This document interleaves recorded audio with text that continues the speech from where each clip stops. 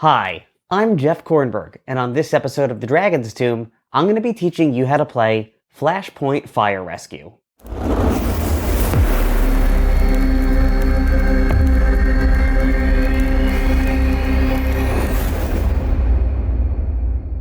In Flashpoint Fire Rescue, the fire department is throwing the ultimate house party, and everyone's invited. Players take on the role of amorous partygoers who are competing to make out with the hottest firemen. To set up, lay out the board.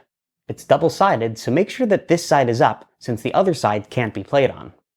These are the firemen. Roll the dice to determine which spaces they'll start the game on. The red die corresponds to the rows, and the black die to the columns. So, if you roll a red 5 and a black 2, a fireman would go here. After you've placed all 6 firemen, put 4 flirt tokens next to each of them. Then, arrange stacks of hotness tokens, piled 1 through 6, along the side of the board, like so. Next, roll to determine which space you place a perfume bottle token on. Then, put open door tokens on these 4 spots. Finally, have each player pick a partygoer and place them at an entrance of their choice. Now you're ready to start playing. The object of the game is to be the partygoer who makes out with the hottest firemen. The tallest player goes first. Gameplay takes place in rounds, which end after each player has taken a turn. On your turn, you get 4 action points to spend on actions, which all cost different amounts. Moving your partygoer to an adjacent space costs 1 action point. If you move onto a space with a fireman, it costs 2 action points to flirt with him. If you choose to flirt, roll both die.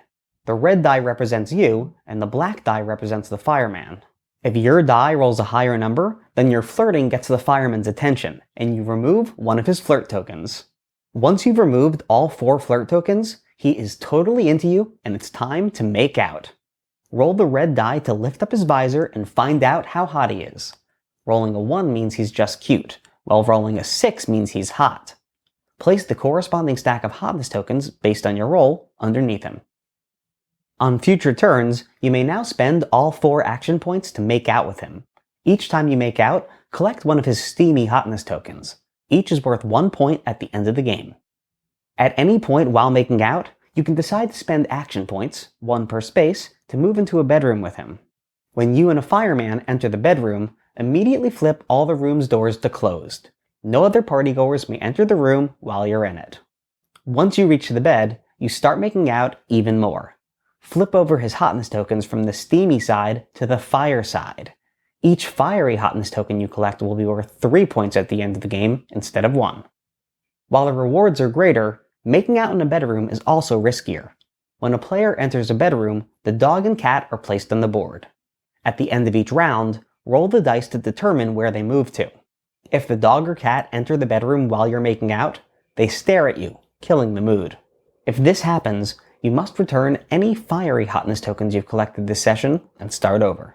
To prevent this from happening, you may spend 4 action points to lock all the bedroom doors, which will block the pets from interrupting you.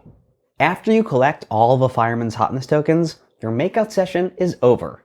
Roll to determine a new space to put him, where he will now represent a new fireman. If you make out with the same color fireman twice in one game, you collect a phone number card, which is worth 3 extra points at the end of the game. If your partygoer ever moves into the same space as the perfume bottle, you may pick it up for 1 action point. When with a fireman, you may spend 4 action points to spray the perfume. This excites him and removes all his flirt tokens at once. At the end of a round, if there is no perfume bottle on the board, roll to place a new one out. If you ever move onto the same space as another partygoer, you may challenge them to a drag race. Place a fire truck and an ambulance at the starting line. The player who is challenged picks who drives which vehicle. Then, starting with the challenger, take turns rolling a die to race around the house. If you're in the ambulance, roll the 8-sided die and move that many spaces. If you're in the fire truck, roll the 6-sided die and move. But also, anytime you roll a 4 or 5, you expel slippery oil into the space behind you. If your opponent moves over the oil, they go 4 less spaces than whatever they rolled. The first partygoer to complete 2 full laps wins the race and may steal a perfume bottle and 3 hotness points from the losing player. At the end of every round, 1 new generic partygoer arrives, making the party more and more crowded. Roll to place them on a space. Note the arrows on each square. After every turn, all generic partygoers move to the space their current arrow is pointing to. Players are not allowed to move onto any spot that a generic partygoer occupies. If one of them moves onto your space, they engage you in boring small talk. Flip your character over to reveal a question mark. You're confused why this jerk is talking to you, and you lose your next turn. Once all the hotness tokens on the side of the board have been assigned to firemen, the game is halfway over. Refill it with brand new tokens. When this second round of tokens have all been assigned, the final 3 rounds are triggered.